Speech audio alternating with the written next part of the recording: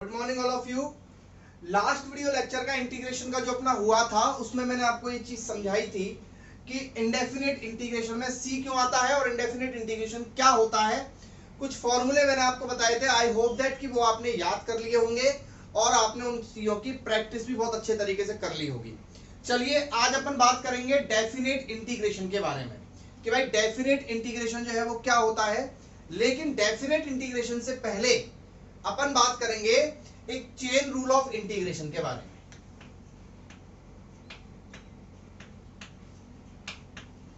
ये last lecture में miss हो गया था। चेन रूल ऑफ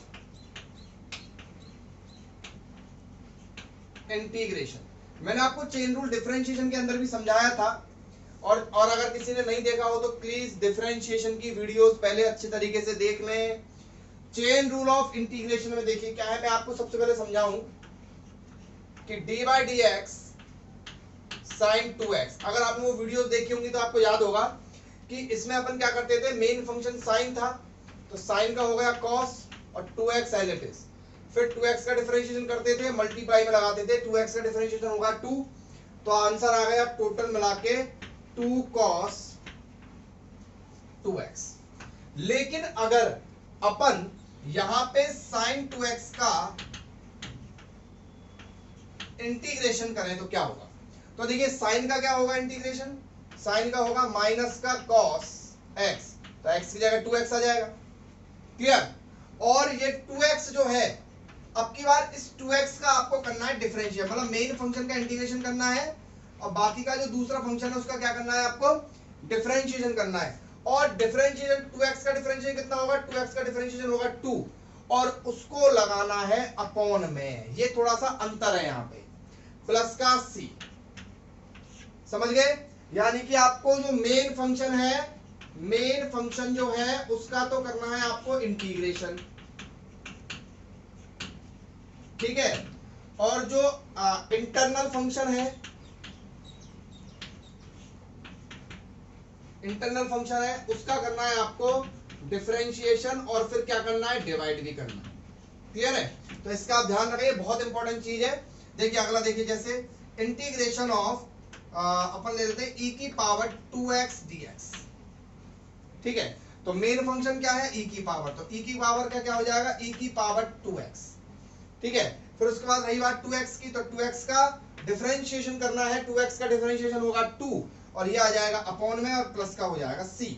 यानी कि इस तरीके से अपन कर सकते हैं। अब सुनिए, यहाँ पर एक नोट में देने वाला हूं आपको और वो नोट आपको कम से कम 2000 रुपए का नोट है और वो पता है क्या है, वो ये है कि ये जो आप जो सेकंड फंक्शन होता है ना, इसमें सेकंड फंक्शन, ठीक है, उस second function differentiation, second function का जो डिफरेंशिएशन है शुड बी कांस्टेंट, तभी जाके चेन रूल लगेगा, अदरवाइज चेन रूल नहीं लगेगा। जबकि डिफरेंशिएशन में ऐसा नहीं होता है। जैसे मैं आपको समझाऊं, आप ऐसे नहीं समझोगे। देखिए एग्जांपल से समझते हैं अपन कि जैसे मैं आपको बोलूं कि इंटीग्रेशन ऑफ साइन 2x या साइन 7x, ठीक है, dx, और दूसरा लेता हूं integration of sine 7x square dx, ठीक है। अब साइन का इंटीग्रेशन क्या होगा, माइनस का cos और 7x का डिफरेंशिएशन, सेकंड वाले का क्या करना है, इंटरनल फंक्शन का डिफरेंशिएशन। ये 7x तो एज इट इज आ जाएगा पहले, तो फिर 7x का डिफरेंशिएशन करके उसको नीचे लगा दो 7 प्लस c, ठीक है। अब आपने जो सेकंड फंक्शन था उसका जो डिफरेंशिएशन था वो क्या आया था, 7 आया था। कांस्टेंट था या नहीं, 7 कांस्टेंट होता है तो लिख दिया। अब यहां देखो साइन का क्या हो गया, माइनस का cos 7x square, clear.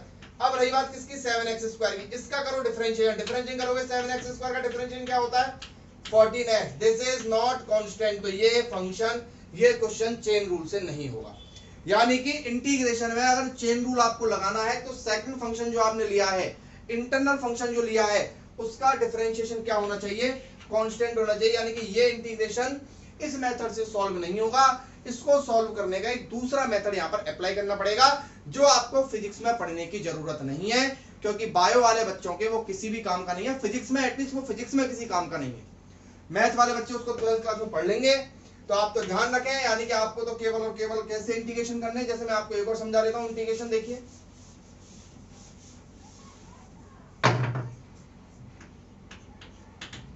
Integration of 1/3x + 2dx, इसका इंटीग्रेशन करना है तुमको। तो कैसे करेंगे इंटीग्रेशन, देखिए भाई 1/x का क्या होता है, log x, तो 1/3x + 2 का क्या हो जाएगा, log 3x + 2 हो गया। अब अंदर वाले फंक्शन का डिफरेंशिएशन, अब अंदर वाले फंक्शन का डिफरेंशिएशन क्या है, देखिए आप 3x + 2 का डिफरेंशिएशन करो, तो 3x + 2 का क्या हो जाएगा, इसका तो हो जाएगा 3 और इसका हो जाएगा 0, यानी कि क्या आया, 3 आया, यानी कि क्या है, कांस्टेंट आया, अपॉन में लगा दो 3, तो आंसर आया 1/3 log 3x + 2 + c। क्लियर, इस तरीके से अपन कर लेंगे इसको, ठीक है। और देखिए इंटीग्रेशन e⁻² 2x + 4, ये e⁻² 2x + 4 dx, तो क्या हो जाएगा e⁻² 2x + 4 का 2x + 4। अब इसका डिफरेंशिएशन क्या होगा, इसका डिफरेंस 2x + 4 का डिफरेंशिएशन क्या होगा, तो 2x + 4 का डिफरेंशिएशन होगा 2, इसका तो 2 हो जाएगा, इसका हो जाएगा 0, तो 2 आया, तो बस अपॉन में लगा दो 2, तो आंसर क्या हो गया, प्लस का c और लगा दो। और देखो इंटीग्रेशन अपन ले लेते हैं a⁻, क्या 5 की पावर लेते हैं, 5 की पावर 2x dx, ठीक है। तो a⁻x का इंटीग्रेशन क्या होता है, a⁻x upon log a, log 5, a की जगह 5 है ना, ये a की जगह क्या है 5 है, मल्टीप्लाइड बाय सॉरी इसका क्या होगा, इसका डिफरेंशिएशन कितना होगा 2, तो डिवाइडेड बाय 2, तो मैंने 2 लगा दिया यहाँ पे प्लस का c, तो ये आंसर हो गया 5 की power x upon 2 log 5 + c।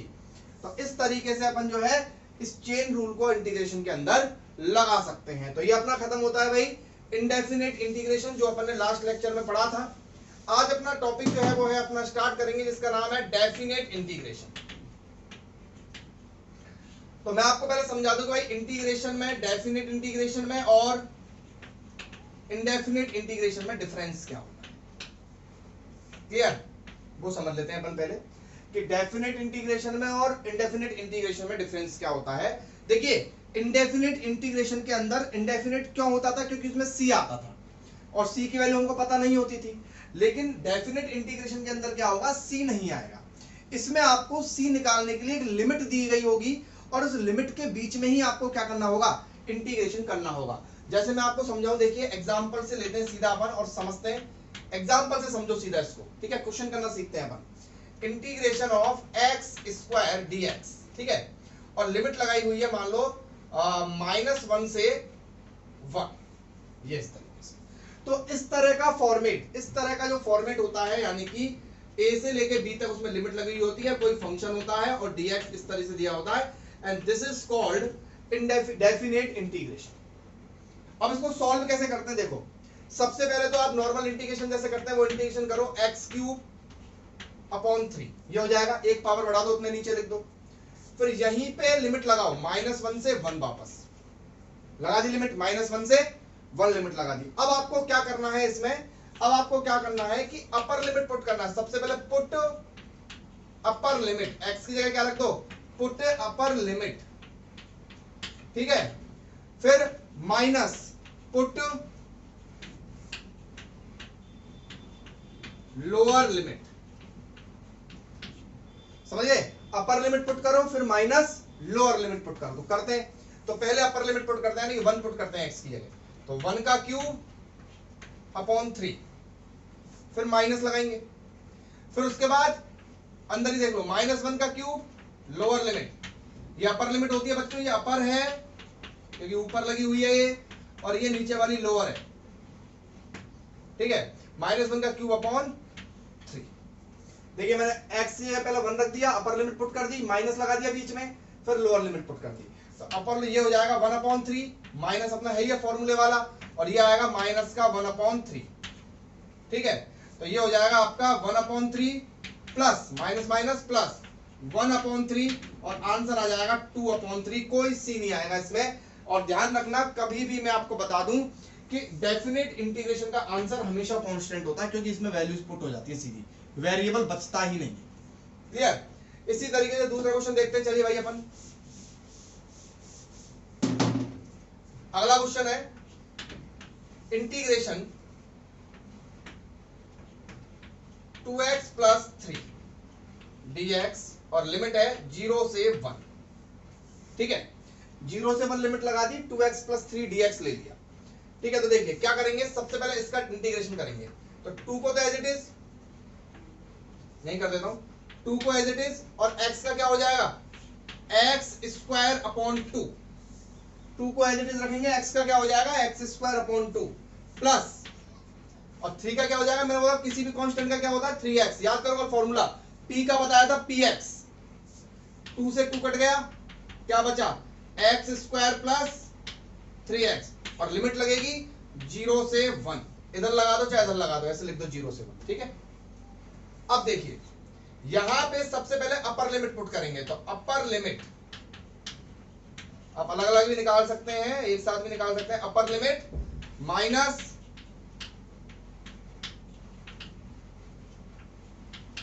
Lower limit, upper limit minus lower limit. Upper limit put करो, सबसे पहले 1 पुट करो, तो 1 का square 1 plus 3 into 1 upper limit हो गई, minus lower limit 0 plus 0, answer is 4। समझ गया बात को? और देखो एक क्वेश्चन और बताते हैं।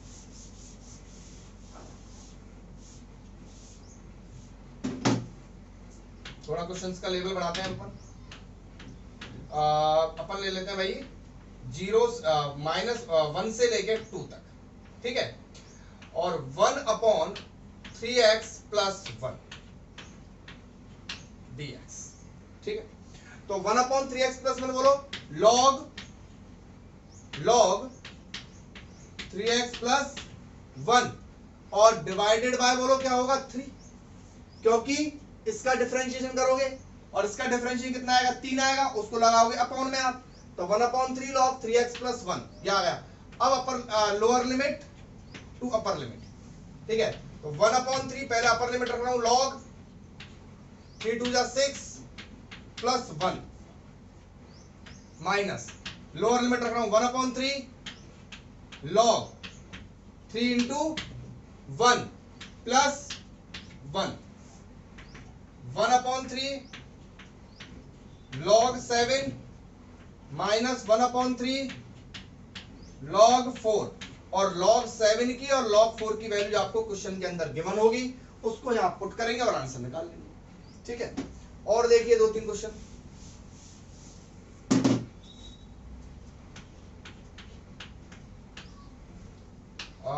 -1 से लेके और 2 तक लेते हैं। -1 से 2 है और इंटीग्रेशन करना है अपन को x square plus 3x plus 2 का dx। ठीक है, तो अब देखिए सबसे पहले क्या करना है आपको, इसका नॉर्मल इंटीग्रेशन करना है। x स्क्वायर का क्या होगा x³ upon 3 plus 3x square upon 2, भाई 3 को एज इट इज, और x का x स्क्वायर अपॉन 2 प्लस 2 का 2x, upper limit lower limit to upper limit. ठीक है, तो मैं काम करता हूं, थोड़ा सा बड़ा हो गया तो उसको अलग अलग कर लेता हूं। कैसे, सबसे पहले मैं अपर लिमिट का आंसर अलग से निकाल लेता हूं, अपर लिमिट पुट कर देता हूं।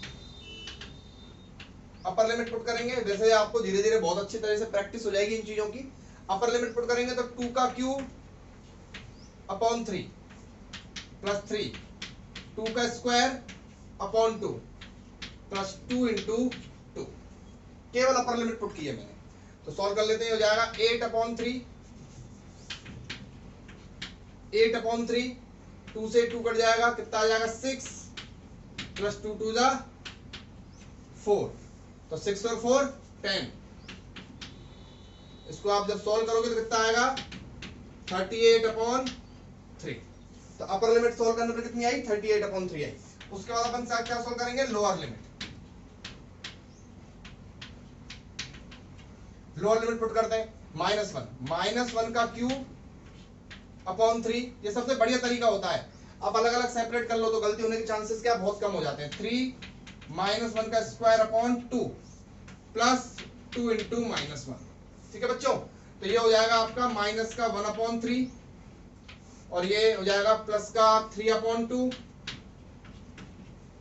माइनस का 2। इसमें क्या करेंगे अपन एलसीएम ले लेंगे। एलसीएम आया 2, 3 2 एलसीएम आया 6, 3 2 जा 6 माइनस का 2, 2 3 जा 6 9 और माइनस का 12। तो ये हो जाएगा आपका 12 और 2 14, 14 में से 9 गए तो बचेंगे 5 माइनस का 5 अपॉन 6। क्लियर? और देख लेना आप कैलकुलेशन। ठीक है, अब आपको इंटीग्रेशन का आंसर देना है, तो इंटीग्रेशन का आंसर कैसे देंगे? Upper limit minus lower limit, upper limit minus lower limit, UL minus LL.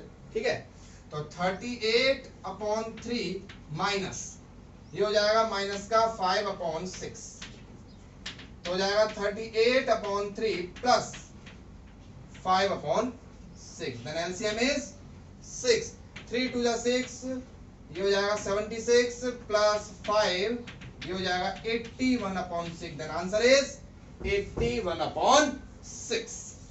चलिए, इंटीग्रेशन अपन ने सीख लिया। अब सबसे बड़ी प्रॉब्लम क्या होती है कि सर इंटीग्रेशन का क्वेश्चन कैसे आता है एग्जाम के अंदर, इंटीग्रेशन का यूज कैसे होता है। तो वो मैं एक छोटा सा नमूना आपको समझाने की कोशिश कर रहा हूं। थोड़ी आगे की चीजें मैं मानता हूं कि ये टॉपिक आपने पढ़ा नहीं है, आगे आएगा, लेकिन मैंने वहां से क्वेश्चन उठा लिया है केवल ये समझाने के लिए कि इंटीग्रेशन कैसे यूज होता है। तो देखिए, if a force on a particle, अब मैं आपको अगर देखो इस क्वेश्चन को भूल जाओ थोड़ा सा और एक चीज सीखो। मान लो क्वेश्चन आपको दे दिया कि भाई फोर्स जो है वो 4 न्यूटन दे रखा है। कितना दे रखा है? 4 न्यूटन फोर्स दे रखा है। और डिस्प्लेसमेंट जो है मान लो दे रखा है x is equal to 10 metre. Clear? और आपसे बोला कि भाई वर्क फाइंड आउट करो। तो अपन ने 9th क्लास में पढ़ा हुआ है कि W इज इक्वल टू होता है फोर्स इनटू डिस्प्लेसमेंट। क्लियर? तो फोर्स कितना 4, डिस्प्लेसमेंट कितना 10, तो आंसर आ जाएगा 40 जूल। आ जाएगा 40 जूल आंसर आ जाएगा। लेकिन अब यहां पे ऐसा थोड़े ना, यहां पे आपको ना तो फोर्स कांस्टेंट दिया है, ना आपको डिस्प्लेसमेंट जो है वो आपको क्लियर दिया हुआ है। क्लियर है? अब यहां पे क्या है, वेरिएबल में दिया हुआ है। तो यानी कि अब आपको क्या करना है, देखिए कैसे है कि आपको कहां से कहां x की वैल्यू क्या क्या लेनी है, आपको x बराबर 1 से x बराबर 2 मीटर तक लेनी है। मैं आपको ये समझा रहा हूं कि इंटीग्रेशन का यूज कैसे करना है अपन को। ठीक है, x इज इक्वल टू 1 से x इज इक्वल टू 2 आपको डिस्टेंस x की वैल्यू दे रखी है।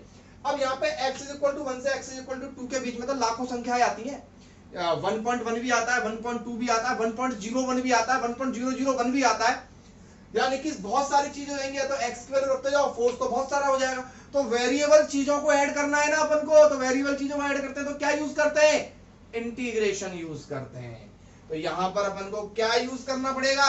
इंटीग्रेशन यूज करना पड़ेगा। बाकी का मैं आपको बता दूं कि जब भी फोर्स इस तरह की कंडीशन में होता है तो वर्क डन का फॉर्मूला, या पढ़ोगे अपने मैकेनिक्स में, न्यूटन लॉ ऑफ मोशन के अंदर आएगा ये।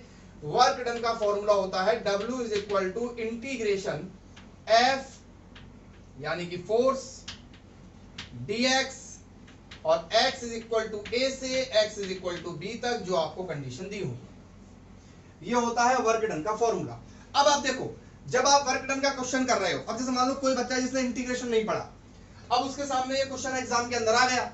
अब उसके अंदर एग्जाम के अंदर ये क्वेश्चन आ गया। अब वो क्या कर रहा है कि अब उसको फॉर्मूला तो पता है कि भाई वर्क डन बराबर क्या होता है, इंटीग्रेशन f dx होता है। और भाई साहब को इंटीग्रेशन ही नहीं आता, तो हो गई ना गड़बड़ी। तो इसलिए इंटीग्रेशन सीखना जरूरी है। तो W is equal to F d x. तो देखिए इंटीग्रेशन x की वैल्यू क्या दे रखी है, 1 से लेके 2 तक दे रखी है। क्लियर है? और f कितना दे रखा है, 5x प्लस 2 dx। सबसे पहले नॉर्मल से इंटीग्रेशन कर देंगे फटाफट। 5 का क्या होगा, 5 रहेगा, x का क्या हो जाएगा, एक्स स्क्वायर अपॉन 2 हो जाएगा, प्लस 2 का क्या हो जाएगा, 2x हो जाएगा, और लिमिट 1 से लेके 2 तक। अब अपना काम स्टार्ट होता है इंटीग्रेशन का। तो क्या हो जाएगा, सबसे पहले अपर लिमिट, मैं बता रहा हूं आपको, चुटकियों में करोगे आप ऐसे क्वेश्चन को, चुटकियों में यूं यूं यूं यूं आंसर। ठीक है, अभी तो अपन सीख रहे हैं धीरे धीरे। अपर लिमिट तो 5, बोलो अपर लिमिट 2, 2 का स्क्वायर अपॉन 2 प्लस 2 इंटू 2, 2 से 2 गया, 10 प्लस 4 14। उसके बाद लोअर लिमिट, लोअर लिमिट क्या है, 1 है, 5 1 का स्क्वायर अपॉन 2 प्लस 2 इंटू 1, ये हो जाएगा 5/2 प्लस 2, बोलो कितना हो जाएगा, 9/2। क्लियर है। अब क्या करेंगे, अपर लिमिट माइनस लोअर लिमिट, ये वर्क डन होगा। क्लियर है, घटाएंगे कितना आएगा, 28 माइनस 9/2, यानी कि आंसर 19/2 जूल। 19/2 आएगा ना, 28 में 9। क्लियर। तो आप समझ गए, यानी कि आपका आंसर कितना आया, 19/2, यानी कि 9.5 जूल आंसर आ रहा भाई। ठीक है। अब आप ये देखिए कि जब तक आपको इंटीग्रेशन नहीं आएगा तो कैसे मैकेनिक्स सीखोगे भाई। डिफरेंशिएशन और इंटीग्रेशन बहुत जरूरी है, ध्यान रखना। चलिए एक क्वेश्चन और लेते हैं अपन अभी। अगला क्वेश्चन है अपना, the velocity of a particle depends on time t according to the equation. देखो वेलोसिटी आपको क्या दिया हुआ है, स्पीड आपको क्या दी हुई है, 3t² + 2t + 5, यानी कि t की टर्म्स में दे रखी है। Find its displacement eight t = 0 to t = 1 second. तो ये तो कुछ भी है, किसी भी टाइम पे दे रखी है। आप तो ये बताओ कि 0 से और 1 सेकंड के बीच में कितनी दूरी उसने तय की, कितना डिस्प्लेसमेंट उसने किया। तो अब मैं आपको एक फॉर्मूला बताता हूं, वो फॉर्मूले बाद की बात है, अपन उसको बाद में सीखेंगे, लेकिन अभी मैं आपको बता देता हूं कि डिस्प्लेसमेंट का फॉर्मूला होता है इंटीग्रेशन v dt और t a से t b तक। ये मैं आपको पढ़ाऊंगा, ये फॉर्मूला कैसे आता है वो भी मैं आपको समझाऊंगा जब अपन मैकेनिक्स मोशन वाला चैप्टर स्टार्ट करेंगे। लेकिन अभी मैं आपको ये समझा रहा हूं कि इंटीग्रेशन की कितनी ज्यादा इंपॉर्टेंस है मोशन चैप्टर के अंदर और आगे आने वाले चैप्टर्स के अंदर। क्लियर, जिससे आप थोड़ा सा पढ़े भाई इसको। तो v की वैल्यू कितनी है, 3t² + 2t + 5 और यहां आएगा dt। क्लियर, और लिमिट 0 से लेके 1 तक। तो first of all we have to calculate the integration. तो ये हो जाएगा आपका 3t³ 3 को एज इट इज, t² का क्या हो जाएगा, t³ plus 2t² plus 5t, 3 से 3 गया, 2 से 2 गया, यानी कि आया t³ plus t² plus 5t और लिमिट लग जाएगी 0 से 1। First of all you have to put upper limit, upper limit put करो 1 + 1 + 5 माइनस लोअर लिमिट पुट करो 0। बोलो आंसर, 5 और 6 और 1 7, 7 मीटर। यानी कि उस ऑब्जेक्ट ने, उस बॉडी ने, उस पार्टिकल ने क्या कहते हैं, 0 से 1 सेकंड के बीच में कितनी डिस्टेंस कवर करी, उसने डिस्टेंस कवर की 7 मीटर डिस्टेंस कवर करी थी। तो कुछ होमवर्क आपको मैं आज दे रहा हूं इस वीडियो के अंदर। अपना इंटीग्रेशन बिल्कुल कंप्लीट हो चुका है। इंडेफिनिट और डेफिनिट इंटीग्रेशन जितना फिजिक्स में आता है उससे मैंने बहुत ज्यादा आपको पढ़ा दिया है। आप इसको बहुत अच्छे से पढ़िए, प्रैक्टिस कीजिए और जितना भी होमवर्क आपको दिया है, आपको जहां से भी कोई वर्कशीट या कोई भी असाइनमेंट मिलता है तो वो होमवर्क आप जो है उसको करिए, उसकी प्रैक्टिस कीजिए। x की पावर 7 + 3 dx 0 से 1, x³ + x² + x + 1 -2 से -1 sin x 0 डिग्री से 30 डिग्री, e की पावर 2x + 3 -1 से 2, x² + x -1 से 1। जितने भी आपको मैंने टाइप्स बताए हैं, जितने भी आपको मैंने इंटीग्रेशन के फॉर्मूले बताए हैं, उन सबको अच्छी तरह याद करिए। डिफरेंशिएशन और इंटीग्रेशन का कंप्लीट हो चुका है। अपना अगला लेक्चर जो है वो लॉगरिथम का होने वाला है, जो बहुत इंपॉर्टेंट है। उसके बाद अपन ट्रिग्नोमेट्री स्टार्ट करेंगे फिजिक्स के अंदर की। Thank you.